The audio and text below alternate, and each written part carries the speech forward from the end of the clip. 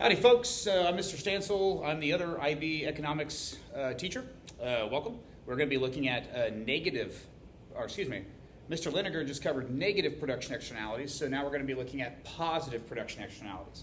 I went ahead and put some things up there because Mr. Liniger covered that, so not going to do that again. So the cool thing about externalities, the cool thing about spillover effects is you can argue a lot of different perspectives on it. Like you could argue that fossil fuels is a negative production externality, or you could argue it's a positive production externality like I'm about to do. So let's get into it. Let's say that the production of fossil fuels, so in other words, the production of petroleum, the refining of fossil fuels into petroleum, I'm going to argue is a positive production externality, meaning that the social costs will be less than the private costs for the producer. So the marginal social cost is below or less than the marginal private cost, and so therefore the socially optimal price is going to be less than the market clearing price established by the stakeholders in the market, i.e. the producers and the consumers. Now, if the socially optimal price is less than the market clearing price according to the law of demand, then the amount of fossil fuels demanded will be greater than the socially optimal, or than the current amount of refinement taking place in the market. So this means that from my perspective, refining oil is actually a production benefit to the rest of society. Now, why is that? What are my arguments for that? Well, first of all, the arguments for fossil fuels being a negative production externality are mostly built on corollary evidence.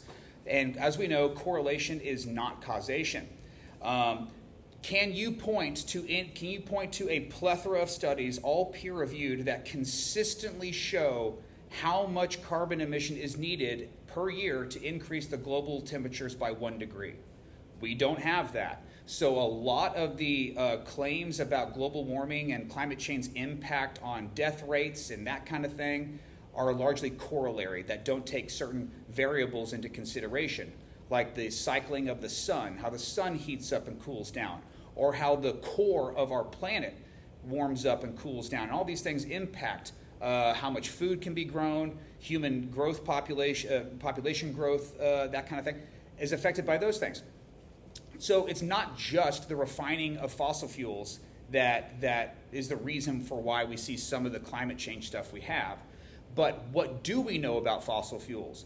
The production and refining of fossil fuels into petroleum allows whole new industries to emerge where billions of dollars in market activity take place and thousands, if not millions of people earn their living and are able to pay for food and shelter and things like this.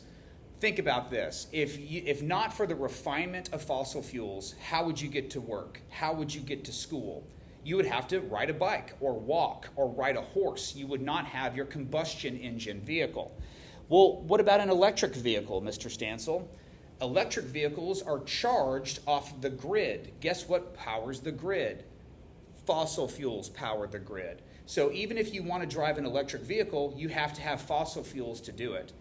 All right, so what are you going to do? You're going to walk to school every day? Are your parents going to walk to work every day? I would imagine they'd be pretty exhausted by the time they got there, and as a result, they wouldn't have enough energy to fully focus on whatever they were doing, like focusing on this video and learning the lessons that have to be learned therein.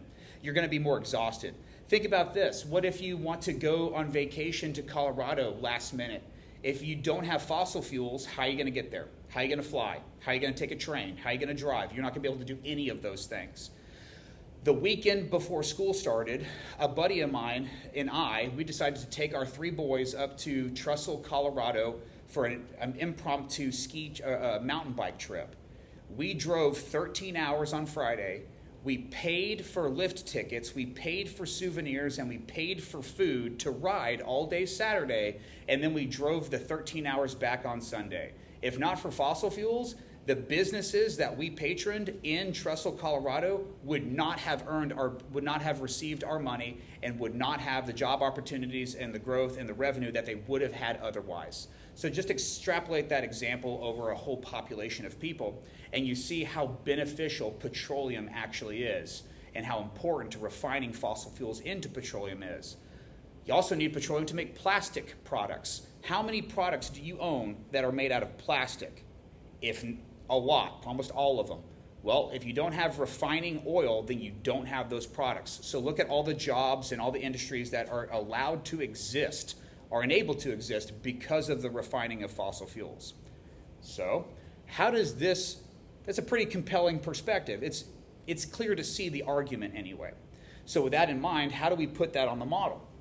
Well, because of all those many benefits to society, the cost to society will be less than the cost to producers for actually refining the oil relative to the many benefits as I just outlined to you. So as a result, where's the deadweight loss? Well, we're going to start in the middle. We're going to start at market equilibrium, and then we draw a line straight to wherever the social line is. In this case, it happens to be below. So we'll draw that straight line down to the social, and then we stop there. And this enables us to identify more easily our deadweight loss triangle.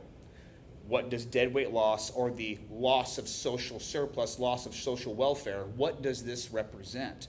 Well, it represents the lost market activity that would have otherwise been experienced by a plethora of different businesses if we just had more fossil fuels being refined into petroleum.